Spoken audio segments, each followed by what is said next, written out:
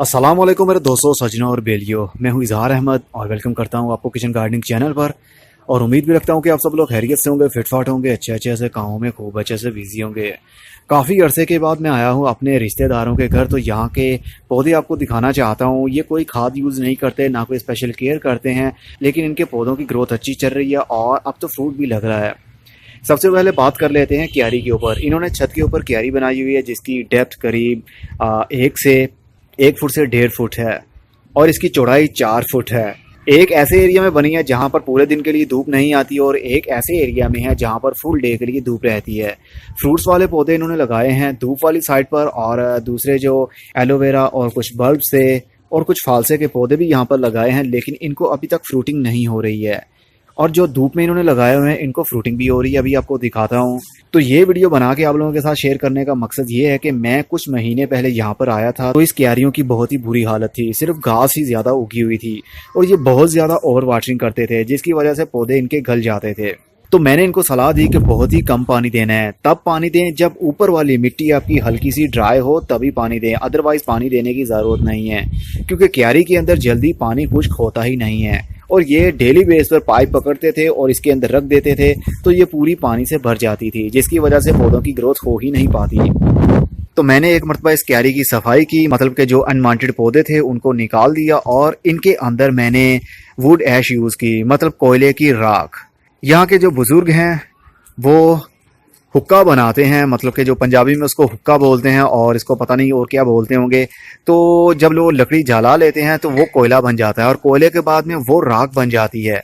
तो वही राख मैंने इनको कहा कि आप पौधों में यूज़ करें, उससे फंगस भी नहीं आएगा, कीड़े भी नहीं आएंगे और पौधों की ग्रोथ अच्छी होगी, क्योंकि इसके अंदर पोटाशियम ज़्यादा होता है, जो कि फ्रूट्स वाले पौधे और फूलों वाले पौधे और अदर जितने भी प्लांट्स हैं सभी के लिए अच्छी समझी जाती है। तो आप भी इसी तरह लकड़ी कोई भी जला सकते हैं, उसकी जो राख बनती है वाइट कलर की राख, और कुछ कोयले भी उसमें बारीक से हो सकते हैं, वो भी आप यूज़ कर सकते हैं। तो चलिए आपको दिखाते हैं उसका रिजल्ट इनको क्या मिला।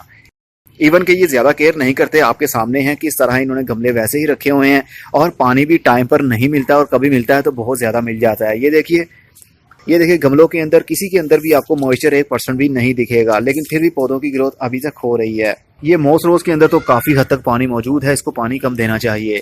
ज़्यादा पानी देने की वजह से पत्ते इनके झड़ जाते हैं और टहनियाँ पीली पड़ने लगती हैं और एक टाइम आता है पूरा पौधा ही ख़त्म हो जाता है। तो ये देखिए सबसे पहले फालसे का पौधा आपको दिखाता हूँ। अक्टूबर की आज 14 तारीख हो चुकी है और अब देखिए फालसा इसको लगा हुआ और फूल भी खिल रहे हैं। इवन कि ये फालसा लगने का सीजन है ही नहीं, बल्कि पतझड़ का मौसम तो शुरू हो चुका है, लेकिन अभी भी इसको फालसा लगा हुआ है और फूल भी खिल रहे हैं। और नींबू का पौधा, ये देखिए ये नींबू का पौधा मैंने अपने हाथ से यहाँ पर लगाया था और एक पौधा यहाँ पर भी लगाया था। इनका कहना ये था कि इसको नींबू नहीं लगेंगे, मतलब इनके माली का ये कहना था, और मेरा ये कहना था कि लगा कर तो देखो क्या होता है। और इनको मैंने यहाँ पर 2 पौधे शिफ्ट करके दिए और अब देखिए ये पौधा भरा पड़ा है नींबू से। इन्होंने कोई भी खाद यूज नहीं की, बल्कि इनको तो पता भी नहीं कि खाद होता क्या है, सिर्फ गाय के गोबर को ही ये सिर्फ खाद समझते होंगे। ना तो इनको केमिकल का पता था और ना ही राख की ताकत का।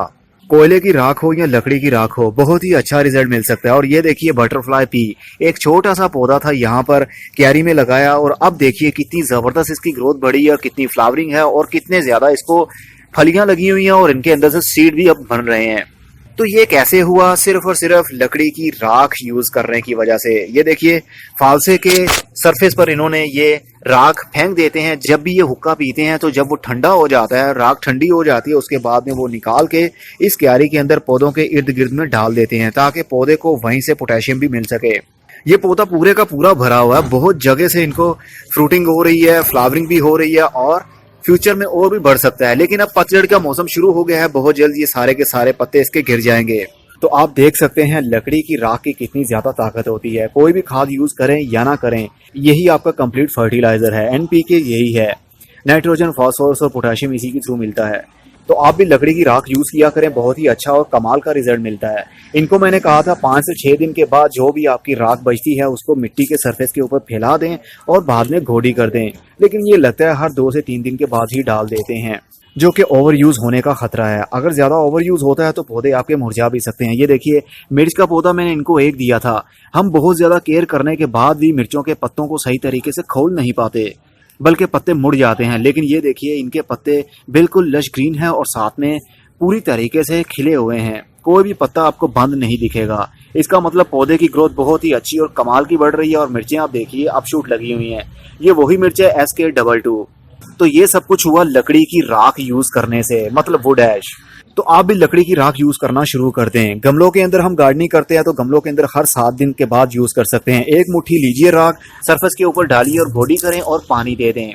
हर 7 दिन के बाद ऐसा ही आप रिपीट करेंगे तो आपके फूलों वाले पौधे हों, सब्जियों वाले हों या फिर हाउस प्लांट हो, किसी भी पौधे के ऊपर आप यही अप्लाई कर सकते हैं। और ये देखिए एलोवेरा का जेल देखिए, इसका स्लाइस देखिए कितना बड़ा हो रहा है। यहाँ पर बहुत ज़्यादा एलोवेरा थे, बहुत सारे इन्होंने निकाल के फेंक दिए हैं क्योंकि इतनी एलोवेरा की इनको ज़रूरत नहीं होती। तो चलिए आपको राख दिखाता हूँ। अब राख तैयार हो चुकी है इनकी। ये है इनकी राख और इसके अंदर कोयले भी हैं और वाइट कलर का पाउडर भी है। आप दोनों चीज़ें ही यूज़ कर सकते हैं। जो कोयला है वो कार्बन का सोर्स है और जो पोटेशियम है, वाइट कलर का पाउडर आपको दिख रहा है, ये है पोटेशियम सल्फेट, मतलब उन पौधों के लिए जिन्होंने फ्रूट देना होता है।